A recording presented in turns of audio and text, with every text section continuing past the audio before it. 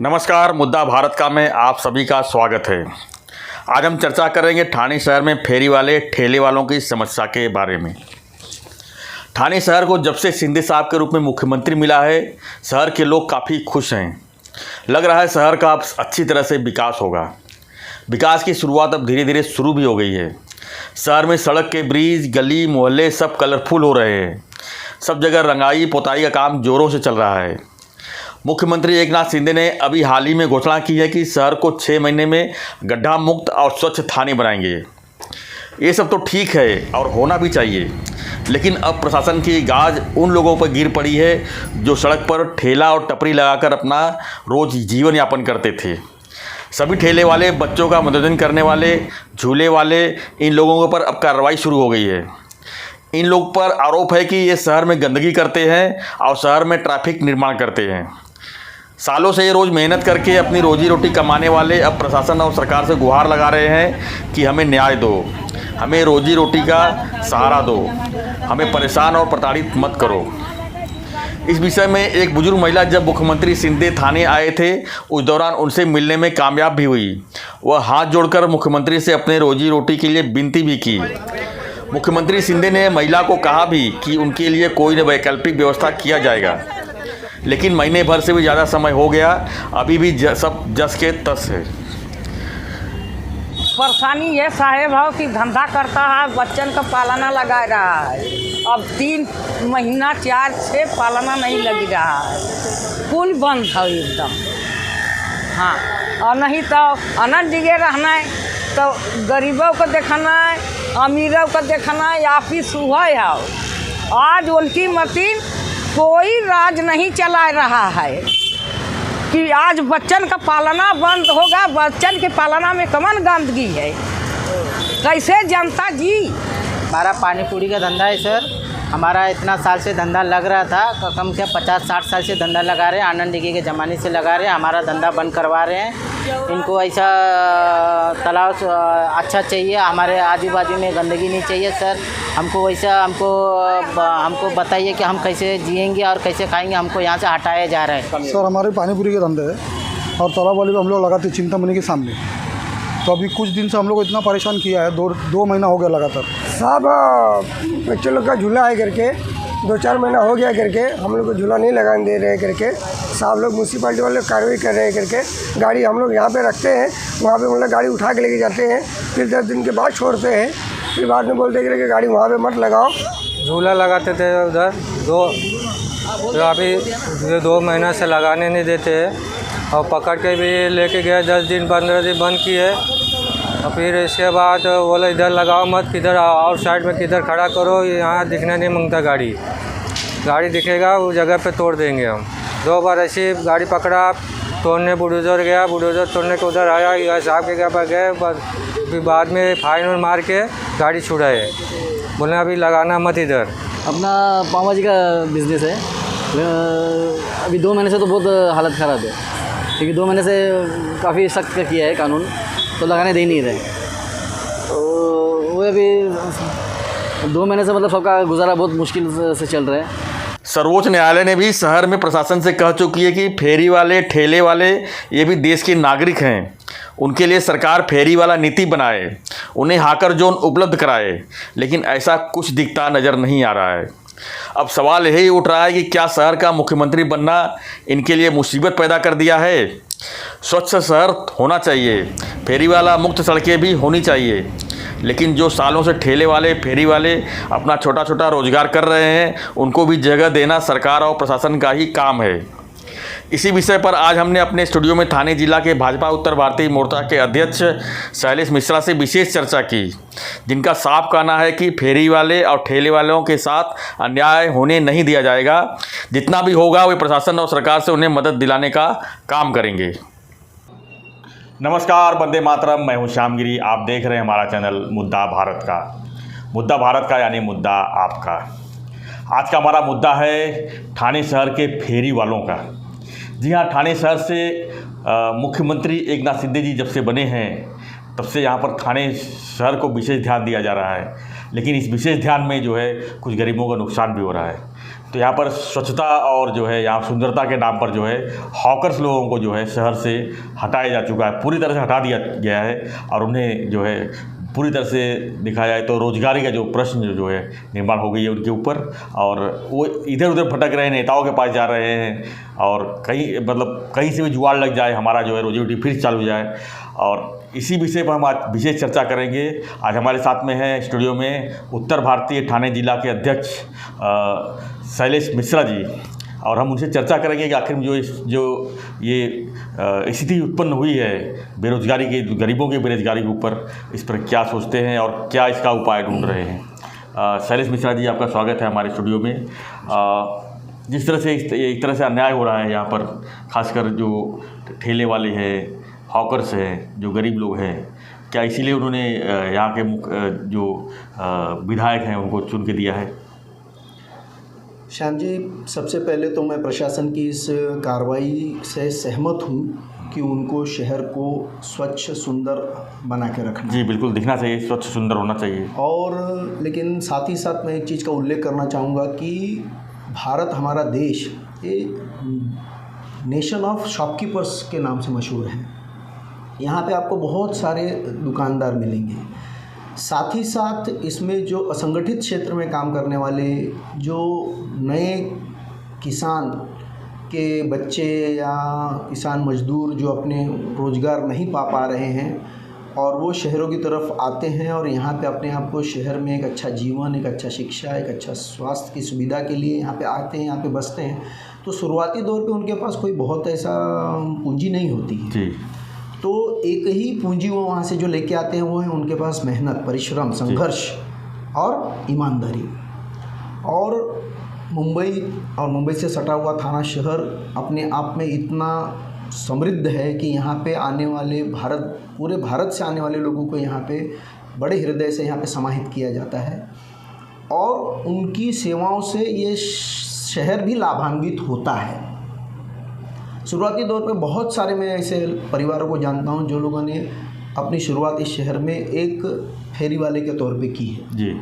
थोड़ा बहुत सामान मतलब होलसेल में लेके आके यहाँ पे फुटपाथ पे, किसी सड़क के किनारे, किसी सोसाइटी में, किसी कॉम्प्लेक्स में घूम के डोल के फिर के वो अपनी सेवाएं देते हैं और उसके बदले में उनको जो कुछ मिलता है उससे अपने परिवार का उदर निर्वाह करते हैं।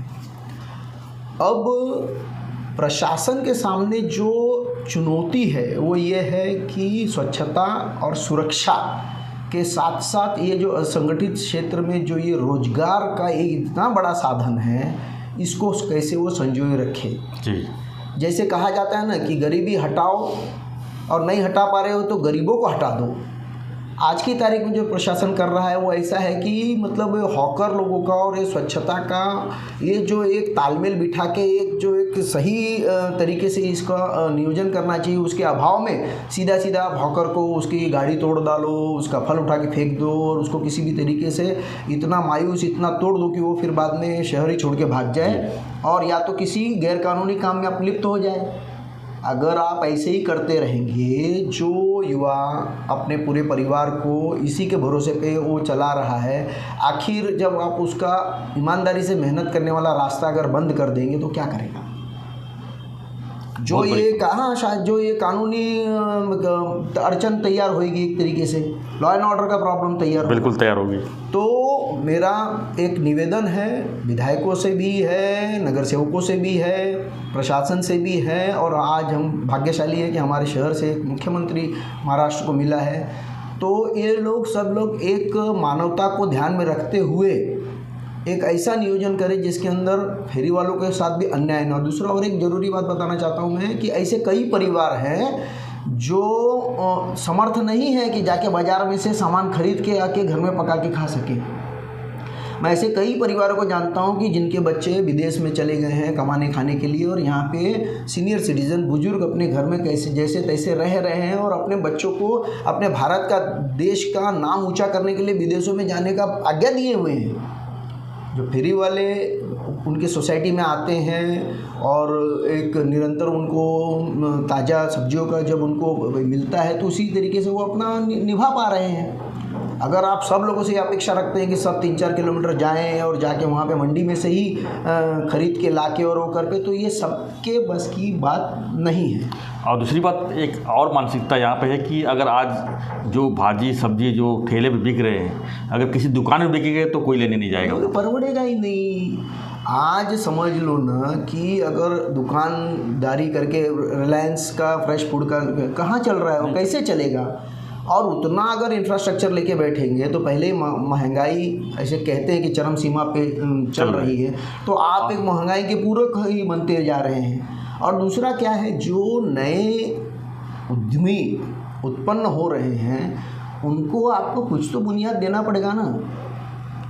उनको जब तक आप नहीं सहारा देंगे, कोई इतना बड़ा केंद्र सरकार भी अपनी तरफ से पूरा प्रयास कर रही है कि ये जो संगठित क्षेत्र में काम करने वाले उद्योगपति हैं, इन लोगों को पूरा सहारा दिया जाए, इनको मार्गदर्शन दिया जाए। और अगर उनको जिस क्षेत्र में काम करना है उस क्षेत्र में ही अगर आप उनका मज्जाव कर देंगे तो वो कैसे कर सकते हैं?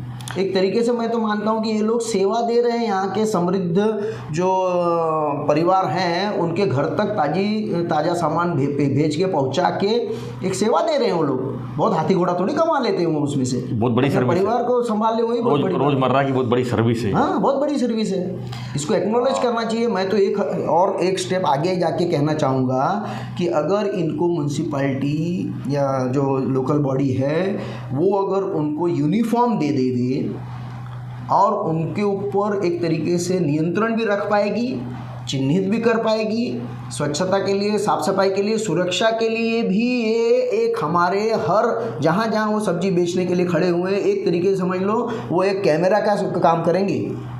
बिल्कुल, इसको अगर ये पूरा एक आर्टिकुलेट करके एक प्रोजेक्ट बनाया जाए तो बहुत अच्छा प्रोजेक्ट हो सकता है। ये भी बात सही है कि कहीं भी जो है ठेला कहीं भी लगा दिया जाए, कहीं भी फुटपाथ कब्जा कर लिया जाए, ये भी ठीक नहीं है। लेकिन हॉकर जोन जो बात हुई थी, हमेशा चर्चा होती है कि हॉकर जोन बनाया जाएगा, हॉकर जोन बनाया जाएगा, और लेकिन ऐसा कुछ हो नहीं पाता है। कहीं भी कोई भी ठेला लगा के चल रहा है। देखिए, हॉकर जोन बना है, कुछ समय के लिए बने हुए हैं, कुछ टोटली वहाँ से नॉन हॉकर जोन भी बने हुए हैं और हॉकर जोन भी बने हुए हैं। लेकिन आप उस हॉकर जोन को ऐसे क्षेत्र में ले जाकर बना जा रहे हैं जहाँ सहज नागरिकों का वहाँ पे प्रवाह नहीं है। मतलब उनको खास तौर पे हट के दूर से जाके वहाँ पे सामान लेने के लिए उनको जाना पड़ेगा, तो वहाँ पे कोई नहीं जाता है। जो उनका एक नैसर्गिक जो एक रूट है, नैसर्गिक जो एक मार्ग है कि अगर रेलवे स्टेशन पे उतरे, अपने काम पे से आए, ऑफिस से आए, वहाँ से अपने घर को गए, बस स्टैंड से उतरे, बस स्टैंड से जाने के टाइम पे अपने घर को गए, जो भी यहाँ पे आपने ट्रांसपोर्ट का व्यवस्था किया है, वहाँ से उनके घर तक जाते हुए रास्ते में जो उनको सुविधाजनक पड़ता है वो उधर से ही सामान खरीदना ठीक समझते हैं। आपको इसको एक व्यवहारिक तरीके से सोचना पड़ेगा। खाली आप कागजों पत्री को कार्रवाई पूरी करने के लिए भैया मैंने ये बना दिया, वो बना दिया, इससे क्या होगा कि आपने हॉकर जोन बनाया, वहाँ पे कोई है नहीं। ऐसे ही मंडी बनाई गई थी थाना में कम से कम 4-5 ऐसी मंडी बनाई हुई हैं जिसको बाद में असामाजिक तत्वों ने ही उसको कब्जा करके वहाँ पे उसका उपयोग कर रहे हैं, वो मंडी के रूप में काम में नहीं आ रही है। शैलेश जी, आप भारतीय जनता पार्टी के उत्तर भारतीय मोर्चा के अध्यक्ष हैं थाने जिला के, आप क्या प्रयास करेंगे? इनको कैसे न्याय मिलेगा, कैसे इनको रोजी रोटी मिल पाएगी? क्योंकि इनकी आज देखा जाए तो 15 महीनों से जो है इनकी पूरी तरह से अव्यवस्था हो चुकी है, इनकी रोजी रोटी छीन जा चुकी है और ये भटक रहे हैं ये इस नेता से उस नेता तक।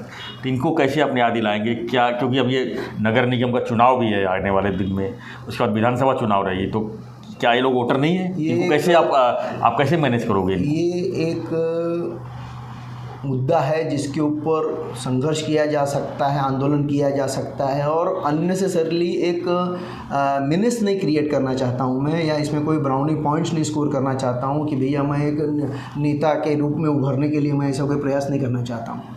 सीधा इसमें है कि अगर यहाँ पे स्थापित नेतृत्व जो है वो अगर एक राजनीतिक इच्छा शक्ति अगर दिखाता है और उसको अगर एक मानवता के तर्ज पे अगर वो इस कार्यक्रम को करता है तो ये संभव है, ये असंभव चीज़ नहीं है। प्रशासन भी खाली ब्राउनी पॉइंट स्कोर करने के लिए और स्मार्ट सिटी बनने के लिए अगर वो ज़बरदस्ती कोई चीज़ अगर वहाँ पे थोप रही है और यहाँ पे व्यवहारिक अगर नहीं है, तो ये वो लोग अपने आपको एक बहुत बड़ा अधिकारी साबित करने में हो सकता है कामयाब हो सकते हैं, लेकिन इंसानियत के तौर पे वो गलत है जी। तो यहाँ पे मैं आह्वान करूँगा जितने बड़े नेता हैं हमारे थाना के कि ये लोग इसको एक व्यवहारिक तौर पे देखें और मानवता को ध्यान में रखते हुए, ये अर्थव्यवस्था का भी एक अभिन्न अंग है। आज जो असंगठित क्षेत्र है, जो ये फेरी वाला का क्षेत्र है, ये पूरे थाना की जो एक इकोसिस्टम है, इकोनॉमिक सिस्टम है, उसके अंदर एक बहुत बड़ा उसका योगदान है, बहुत बड़ा स्टेक है उसका।